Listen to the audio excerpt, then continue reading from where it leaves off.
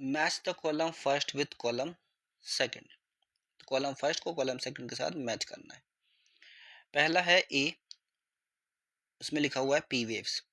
जब P waves आती है तो इसका मतलब क्या होता है कि एट्रियम जो है वो कांटेक्ट हुआ है, मतलब एक तरीके से डीपोलराइजेशन हुआ है एट्रियम्स का, मतलब सिस्टोल हुआ है, कुछ भी कह सकते हो।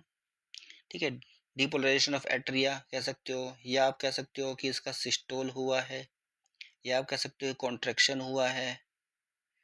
ठीक है, तो इससे रिप्रेजेंट किया जाता है। पी वेव्स का मतलब है डीपोलराइजेशन होना एट्रिया का। फिर नेक्स्ट है क्यू आर एस। जब क्यू आर एस वेव आती है इसका मतलब कि अब एट्रिया के बाद बारी आ गई है वेंट्रिकल्स की। वेंट्रिकल का डिपोलराइजेशन हो जाएगा तो बी का जो है वो फर्स्ट आ जाता है। ठीक है, फिर उसके बाद टी वेव्स आता है। टी वेव्स बिल्कुल एंड होता है तो अब वेंट्रिकल्स जो है दोबारा अपने रूप में आ जाएंगे, तो रिपोलराइजेशन हो जाएगा वेंट्रिकल्स का, तो सी का आ गया सेकंड।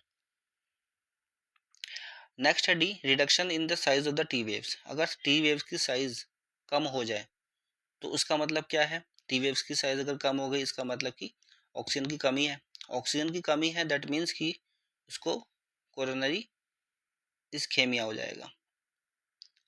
ठीक है, तो राइट मैचिंग कौन सी है भाई, पी का जो था वो फोर्थ था, बी का फर्स्ट था,